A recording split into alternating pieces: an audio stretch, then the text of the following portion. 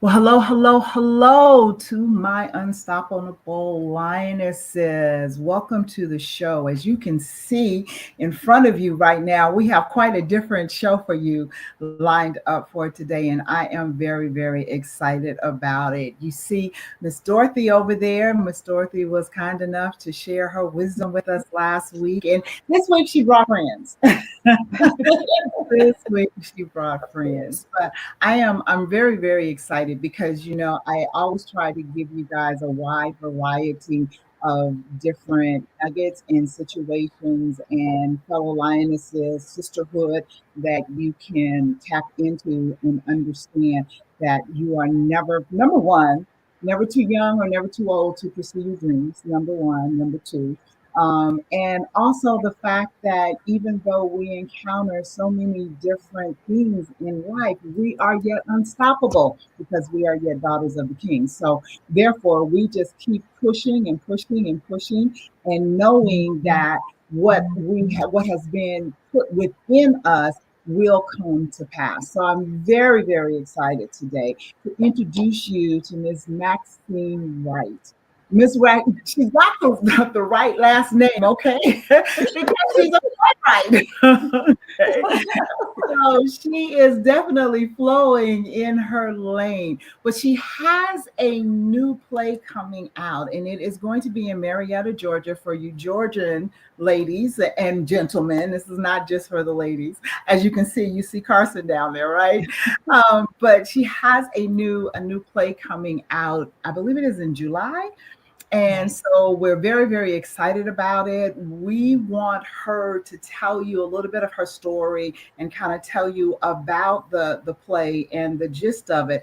And in the interim, she also brought some friends. She brought cast members so they can share with you as well what is going on, how they feel about their parts in the play, just how they're tapping into the flow of who they were created to be. If we are stay in our lane, the sky is not the limit. There is no limit. So as long as you are flowing in what you were called to do, there is no impossibility. So Miss Maxine, welcome to Unstoppable Lionesses. I'm so honored to have you here with us today. Thank you. Thank you so much for having me. Actually, I am founder of the production company Maxwell Productions, and I'm the writer and director of the Play Down Center. My company, Productions, we focus on using talents and for artists, performing artists to use their talents to gain experience and to have exposure. So even if you don't even if you have never been on stage before, we like to provide that opportunity for up and coming artists. That's what we do. And I'm just happy to do that. One person gave me an opportunity. I would have never thought I was a playwright. I would have never thought I would direct a play until someone pushed me out, gave me an opportunity. And so that's why I'm here today. And most of the time, we're our own worst critic because we're so focused on other people and what they do. We sometimes want to stay in the background because I was comfortable in the background, Mhm, very comfortable mhm. in the background. Until someone pushed me out there because I always compared myself to others, not knowing that God had also given me something to share. And so when I realized that, I stopped being afraid.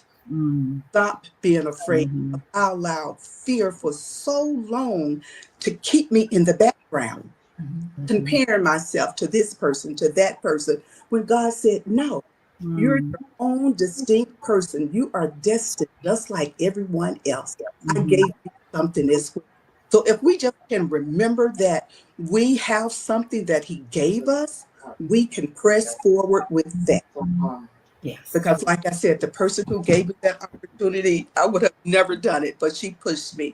God said, okay, I need to encourage her with someone else. And that's exactly what He did. That's awesome. You know what? So awesome. I love your story. I really, really do. And the fact that you're paying it forward. Yes, yes, Somebody gave you an opportunity, so therefore you're giving others an opportunity. And that's what it's all about. It really, really is. yes, We experience so many different facets of life as we experience life. You know, I said actually last week when Dorothy was on the show, I was like, I don't want to be 20 again. And bless you guys for your youth. Okay. But I would not want to have to walk through all the different things that I had to walk to get to where I am today again. That's what I mean. Now the body could be 20 again, and that would be okay. But just from life experiences, we experience life so that we can pay it forward. Right. We don't walk through things just to do it. You know what I'm saying? And when you learn that you are the best you that you could ever be, you were uniquely created, so you weren't meant to fit in. I say this all the time. You were made to be light. So you weren't made to fit in. Light does not fit in, light takes over. Right. Light takes over. When light comes into a dark room, darkness has to go because the light takes over. And we have to understand that about ourselves. And it is because of how we were uniquely knitted together and formed in God's image and in his likeness for his purpose and his destiny. We need to stop trying to be what everybody else says we should be and be what we were created to be. So I love that. Maxine, tell us who you brought with you today. Okay, let me start off with my behind the scene cast. I have my stage manager, that's Teresa. Okay, hi, Teresa. I have my marketing team and inspiration consultants. That would be Miss Dorothy and Paula. And I Okay. have some of my cast. That is Tommy Elise, Carson, and Anthony. Awesome. Awesome. Love it. Well, Yes. so Paula, you're behind the scenes. Tell us what it's like to work with this great woman and her vision. Phenomenal, phenomenal. First of all, thank you so much for having us. Miles Monroe has said the richest place on the planet is the cemetery because so many have gone to their graves not allowing those gifts and those talents, as Maxine was speaking about, to blossom and allowing that fear to keep them suppressed.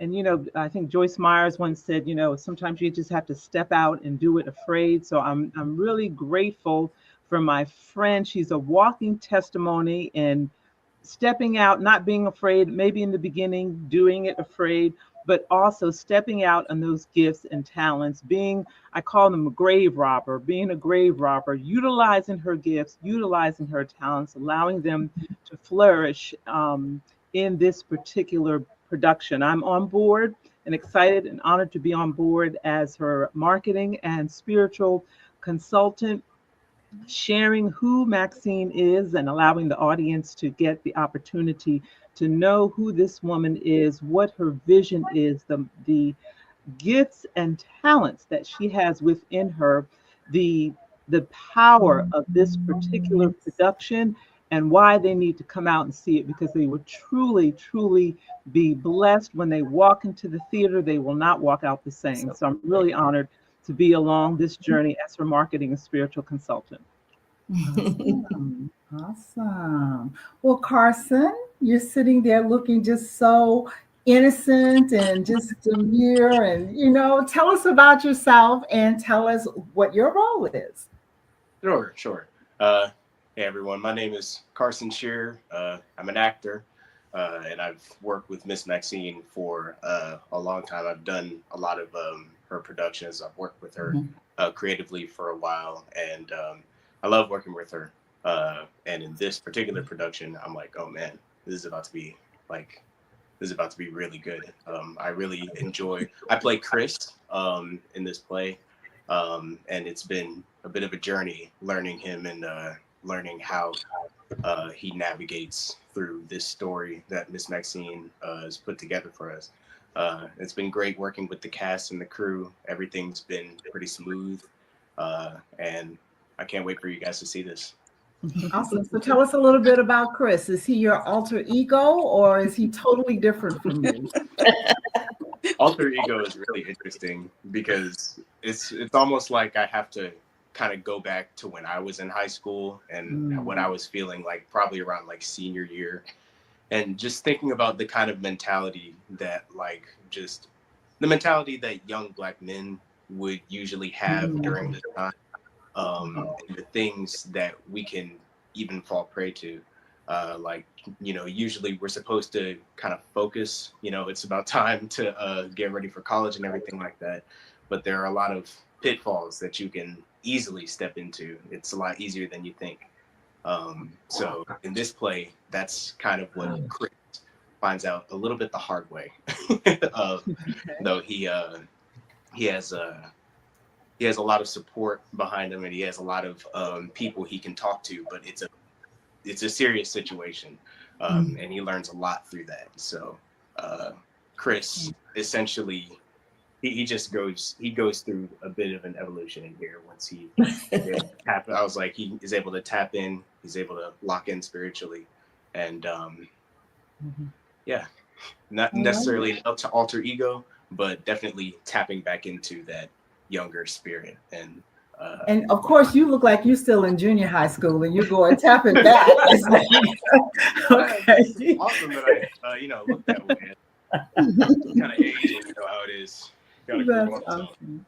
Yes, I understand. Thank you. So, Teresa, I see you have your assistant on your shoulder. What's going on? Yeah, she has to be on camera. I don't care what we doing. She's gonna keep bothering me until I pick her up, and then she'll go away for about a good 15 minutes. But I have to give her time. But hi, thank you for having us on here. I am Maxine's stage manager, and as she's talking about someone giving her a shot, I am that testimony that she's given me, and how she's paid it forward with me, because working with her, it encouraged me to do my own play. So and be a playwright and have it run in and go through all them headaches.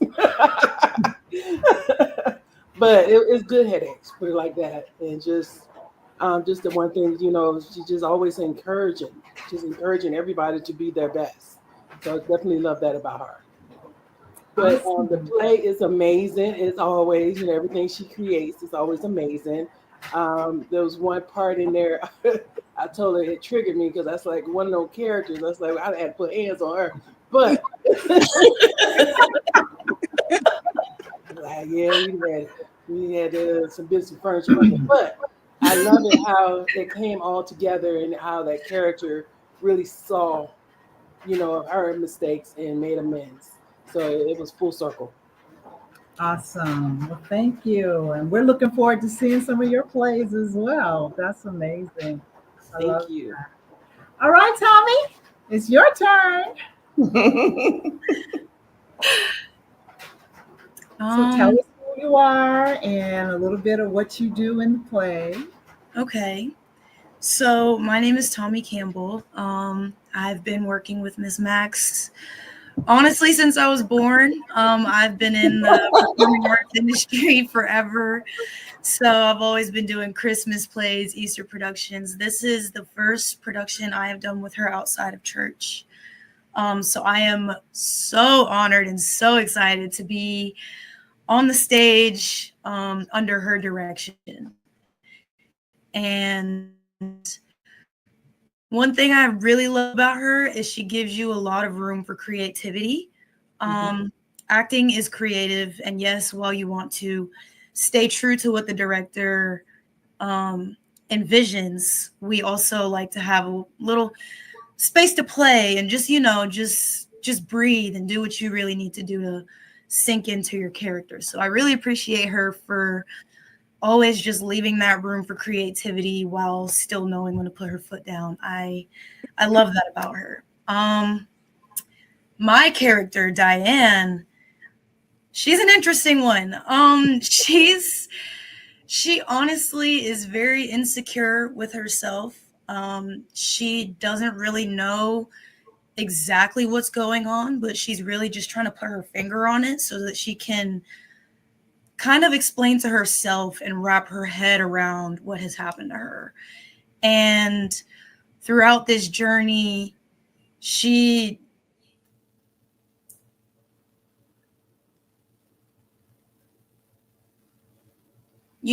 which is very, Can y'all hear me? My connection just went Yeah, out for a you second. froze just for a moment, but you're good now.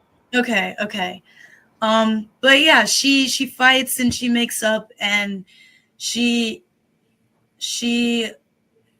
deepens her connection with her mother, and I really do like that about her. She finds out different parts of herself and ways to grow as a person. So I like my character. It's definitely a challenge, but I do like my character. So yeah.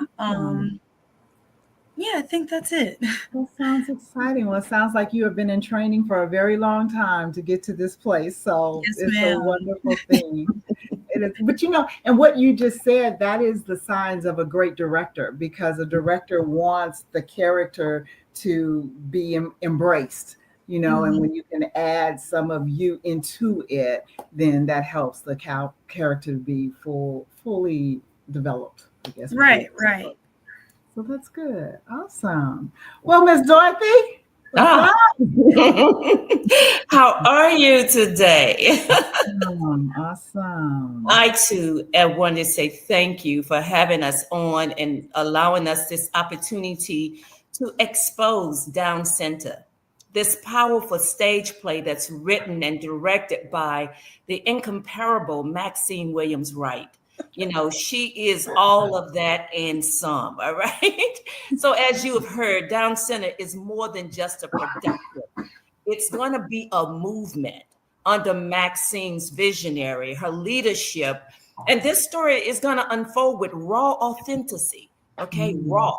And it's going to be very, very good because it's family oriented.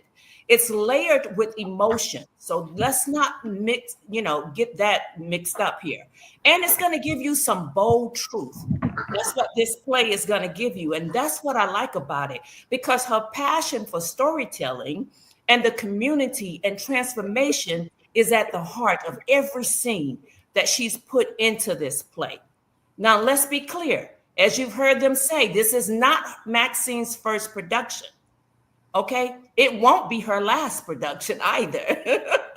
Her gift as a playwright continues to shine, and Down Center is a shining example of her ability to bring meaningful stories to life. And that's what we're seeing happening here, because this play is going to reach so many. It's going to reach relationship between spouse. It's going to reach relationship between children, the family. And it's going to reach relationships between peers. So I'm excited about seeing this play unfold and what Miss Maxine Williams Wright has done.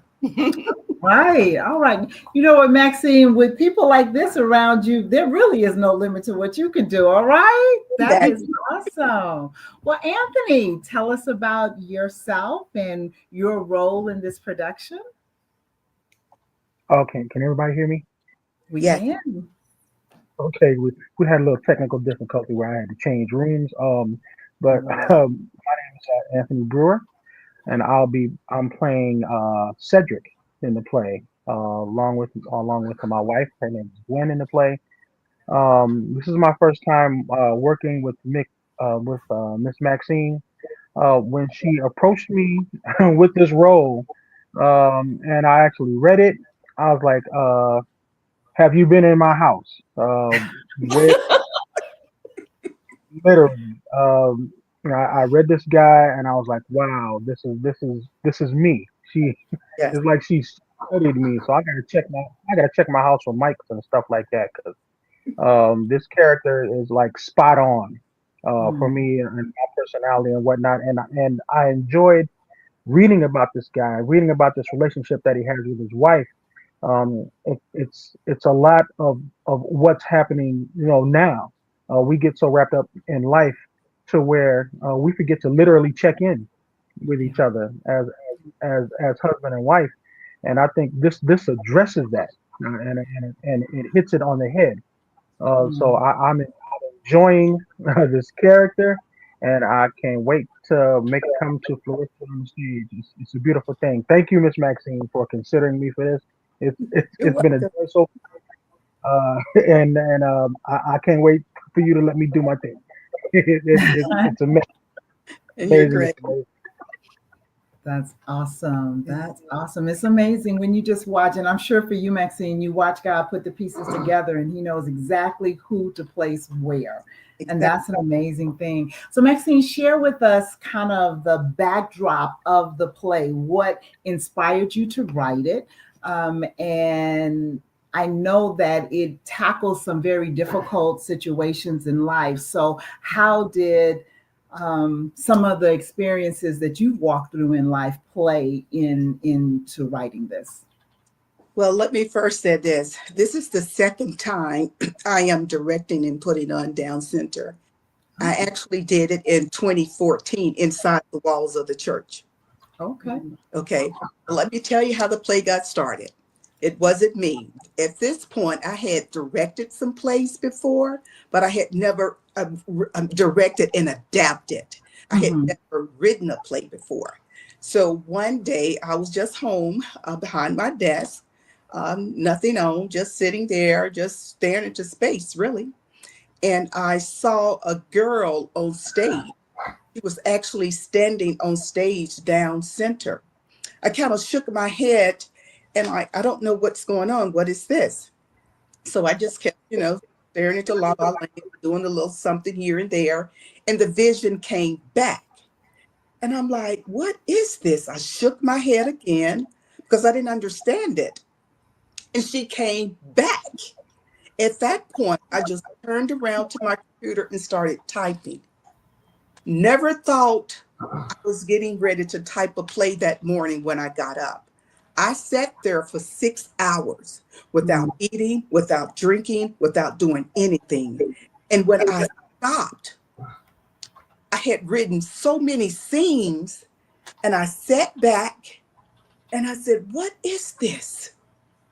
And it was like speaking to me right then, this is your gift. That it just really blew my mind. I sat there all day for 6 hours. I'll never forget it. And I'm like, what just happened? This is your gift. Mhm. So since then, Down Central was my very first play. And like you said, you never get too old. This happened in 2014. 2014. Mm. So with that being said, the storyline, I don't know where the storyline came from. Like I said, I just started typing. It was nothing planned. I just started typing. I guess God wanted to reveal some things that should be seen and talked about, Mhm. and it just happened. The characters just, I love that because that speaks to just being available to the Holy Spirit, basically, just being available and allowing him to speak through you. Mhm. I'm gonna have to come to Atlanta just to come to the play. So yeah. Because that sounds like really good. I'm there once a month anyway, so I got to get my timing together so that I am there when the play is going forth. But it's that is a powerful story for our lionesses to hear because so often we think we have no talent, we think that we have nothing to offer, and the Right. fact that you were simply a willing vessel Correct. to sit for 6 hours I and said, just let God just download yes, into you. yes. That's amazing. I love that. I And when I love tell people that, they say, like, I said, no, you don't understand. I didn't wake up that morning saying I was going to write a play. Trust me, I didn't. That was the last thing on my mind. Not at all. It just happened. It just literally happened. Mhm. And now it is expanded from within the four walls. This is something Yeah, that Apostle has been really, really, really, really focusing on, is getting the leaders and ministers and even the congregation out of the four walls of the church. yes, Okay. Because he calls this guide school. You come, you learn, you get built up, but then that's to push you out so that you go forth and do what you were created to do. So I love that. How was the reception of all of the different nuances received in the church, and what are you expecting to be different now that you'll have a much broader audience? Exactly. So the vision is, once you go beyond the walls, you can't get people in the walls unless you go beyond the walls. Absolutely. That's right. That's the key. I So like that. I got to write that down. You can't get people within the walls unless you go beyond the walls, right? That's a good one. Okay. I mean, that's just because when I presented the idea to the ministry, they were on, because it was our summer production. So that's when I did it. But now I kept saying, God, I want to do this play again. I want to do this play again. But I know the characters, the scene changes. It was my first play. So a lot of things I didn't know not to do. So I had to work those things out. So since It was training. since I had to work those things, I need to take this beyond the walls of the church. I just have to, because it's a message here for that. So it was a challenge at first because I didn't know how I was going to pull it together with all the scene changes. So once I wrapped my mind around that and said, just prayed about it, help me, what to do, how can I do it? And plus the resources. The resources is the main thing as well. And it's like, God, you don't understand. I just got presented a lump sum of money. And I'm like, what is this? Here's your money for the play. Wow. Got a lump sum of money in the mail. It was, well, not in the mail, in my account. Yeah. I just retired. So when I applied for my Social Security, not knowing I was going to get a lump sum. And I'm like, what is this? I got enough money, enough resources to put on the play. But I was just going to step out there. I was going to just use my savings, whatever I had to do. I said, God, I'm going to do this. So I got you. You don't have to use that. I got you. Yeah. Just like that. And just came. I love it. I love it. Okay, so faith is one of the main currencies of heaven. All right. You know, obviously, if the streets are made of gold and all of the gates are jewels and diamonds and pearls and all of that, he don't need your money, right? Right. Okay. You know, but faith is our currency. And if we step out, like you said, you were just going to step out there with what you had. And God said, I got you. I got you. That's what he said. Got What you. is this? I got you. I love it. I love it. When I got into ministry way back in 1991, like a long time ago. But I remember saying to God, I never want ministry. I never want to be dependent on ministry to take care of me. I said it then because I had seen too many people of God out there and claiming, if you don't give, I can't do. That's right. And when I would hear that, I would always think to myself, well, how can that be? Okay, because if God told you, how is it that you can't do unless the people do? Right. You understand that. And I made that declaration to God then, 30 some years ago.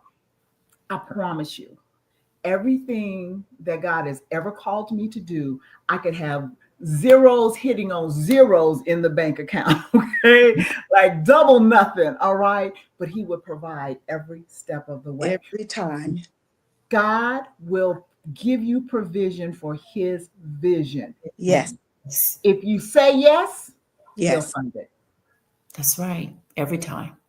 Every time. I'm a witness. I'm a witness. That's amazing. Yes. This is awesome. like I said, all the courses, it just happened. And I prayed about the care. I didn't hold auditions like Anthony. I knew I had worked with Anthony, not directly, but indirectly. So I knew Anthony was that character. See, I had worked with Tommy Elise since 2010. I knew Tommy Elise was that character. Carson, I knew his personality. I knew he was Chris. I knew that. Yeah, strategic. I say this very, very often. God is the most strategic entity you will ever meet. Yes. Ever. Okay. He leaves nothing to chance. It's like we be so worried about things, and I'm thinking, do you think God's sitting up there going, well, did you see that? I didn't know that was gonna happen. How should I deal with that? Right. Somehow I don't think so. Okay. He is so strategic in everything. And Right. so strategically, like Tommy has been training all of her life for this moment, because I believe just in hearing and talking to Dorothy about the play, because that's one of your biggest fan leaders, if you didn't know. Okay. Just how amazing it is and it's going to be and what have you. I just believe that God is breathing on the gift that he placed in you to set the stage for you, so to speak. Because as Dorothy said, this is just the beginning. This is not your first, but it definitely is not your last. That's Right. right.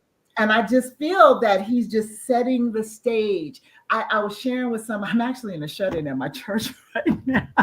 And I was sharing with somebody earlier, and I was like, we in the body of Christ are in a season of transition in the spirit if we can tap into it.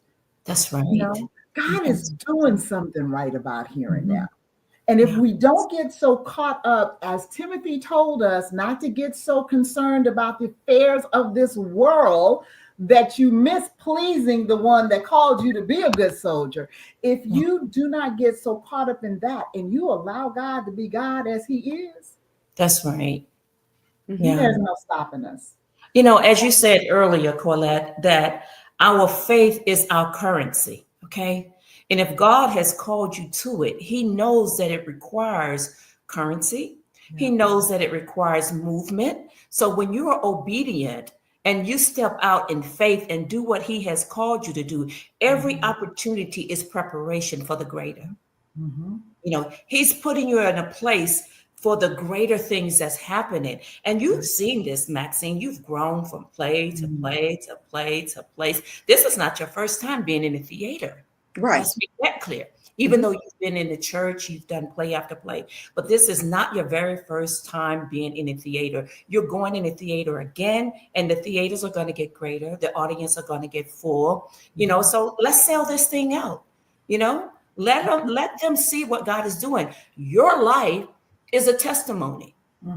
You're an author, not just one time, 2 times, 3 times. You've spoken to all different audiences, children, adults. Your latest book, I believe, is Testimonies.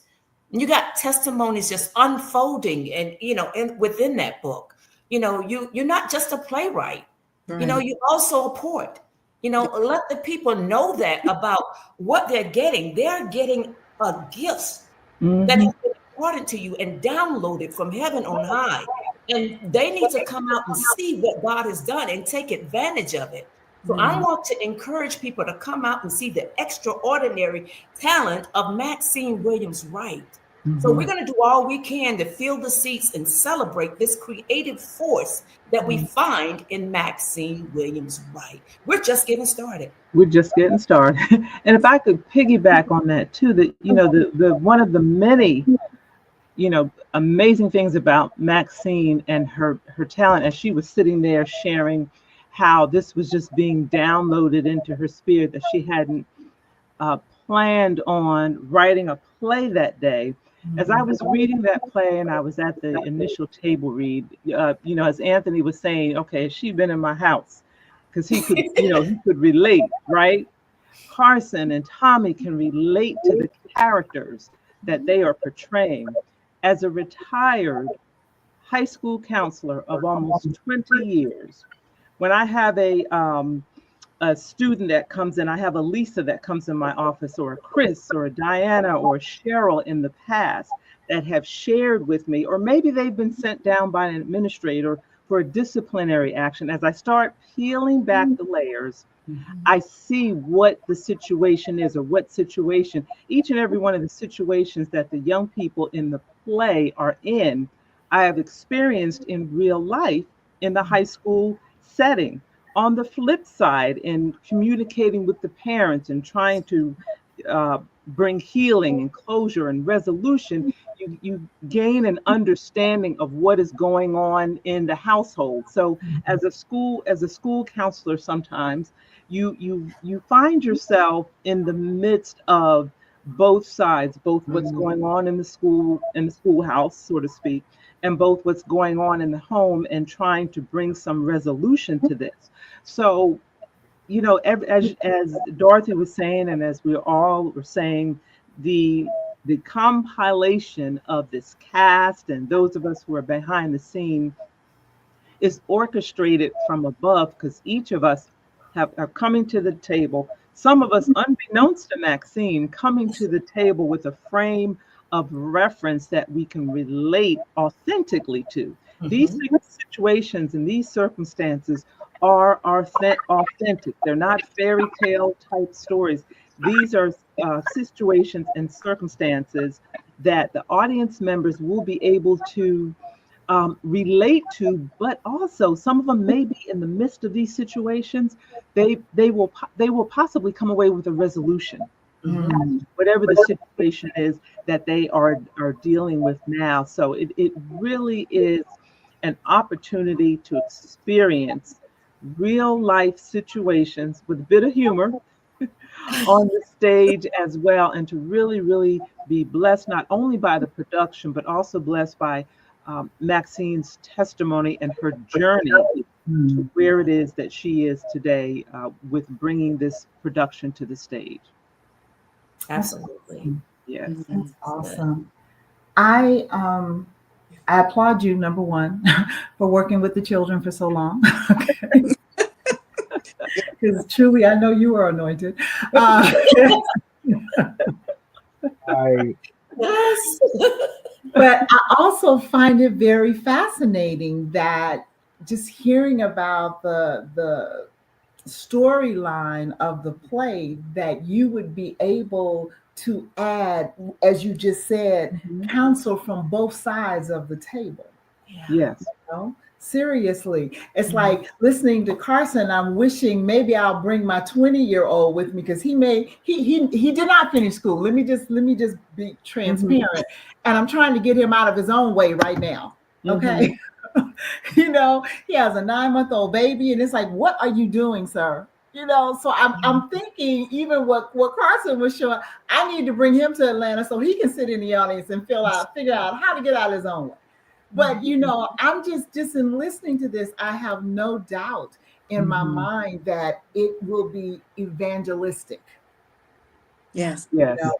People will come because they're coming to a play, but that the Spirit of the living God will be able to speak to them in the midst of the play. That's right. And one more thing, if I could say, Dr. Quillette, it reminds me of something. Part of the theme of the play reminds me of something that I used to say to my students all the time. When you make a choice, God gives us free will. And when you make a choice, I would tell my students, you inherit the consequence, be it positive or negative, known or unknown, of that choice. And therefore, once you've made that choice, you will have to coexist with that choice. Be it positive, negative, known, or unknown. Because sometimes I'd have a student come back and say, well, if I had known that, I wouldn't have done A, B, C, or D. Again, when you make a choice, you inherit the consequence of those choices. And I think that this play really demonstrates free will, choices, the characters and the choices that they make, and the result of those choices, and how ultimately, with the divine intervention, that these characters come through on their respective journeys as the consequences, be they positive or negative, of these choices are unfolding, and where we will see them ultimately wind up at the end of the production. So definitely want to encourage your audience, those who are here in the Atlanta area, and even those who can get on a plane and come to Atlanta. Hey. Make it a weekend. Yes, make it a weekend. Yeah. Plenty of time. Come visit your family, your friends, and make it a weekend event. That's right.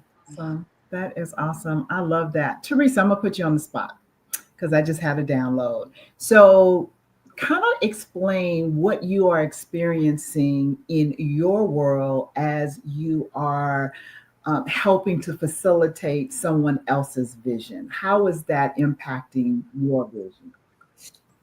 Um, I don't know if necessarily impacting. I just take her vision and make sure it is followed through. Because of being that we individuals, everybody has their way of doing things. But Mhm. being that she is the director, I just take her vision and make sure it is followed. Mhm. Like we one of the characters is actually a artist of mine, and we do stuff outside of Maxine just to make sure that she is in line of what Maxine's vision is.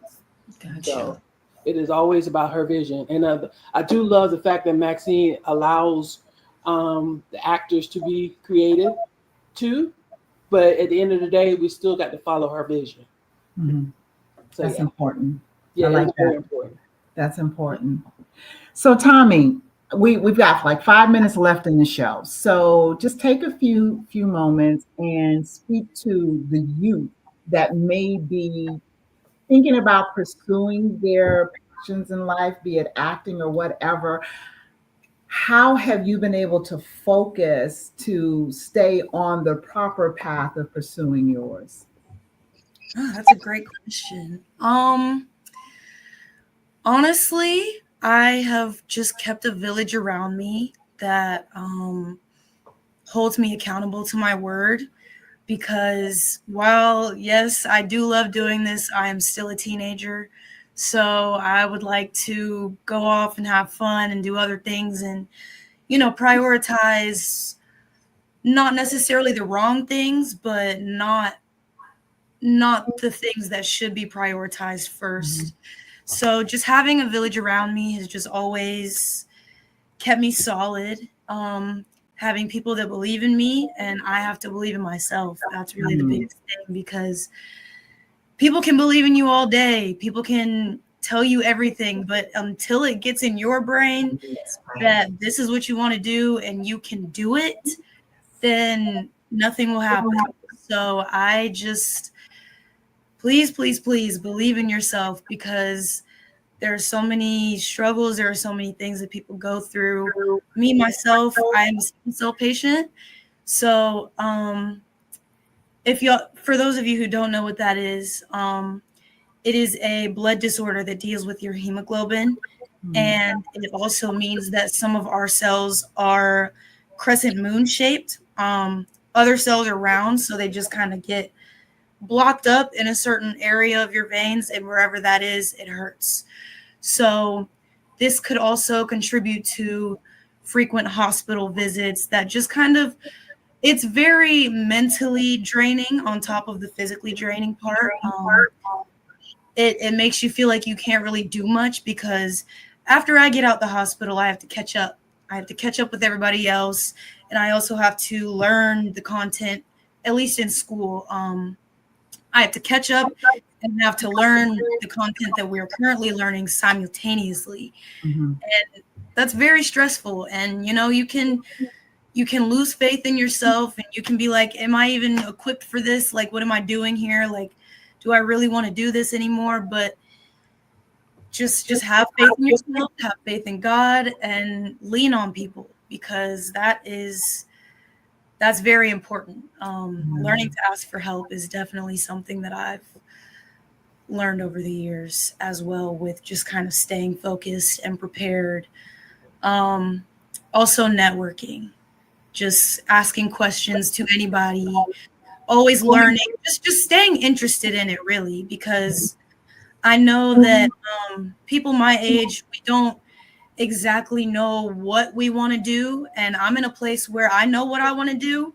It just scares me that I don't know how to do it. Mhm. So just ask questions, always be yourself, always be your most authentic self, and just keep just stay curious. That's what I'm trying to get at. Stay curious. I love it. I applaud you, young lady. That's Yes, amazing. that was beautifully Thank you. said. That's amazing. Awesome.